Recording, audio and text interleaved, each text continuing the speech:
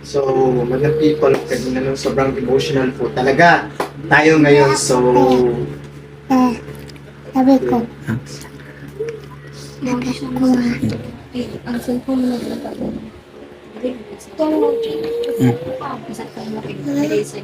paano na? Kasi, bilang yan. Pati ka lang ha. Oo, balik ako. Oo. Saka lang ha.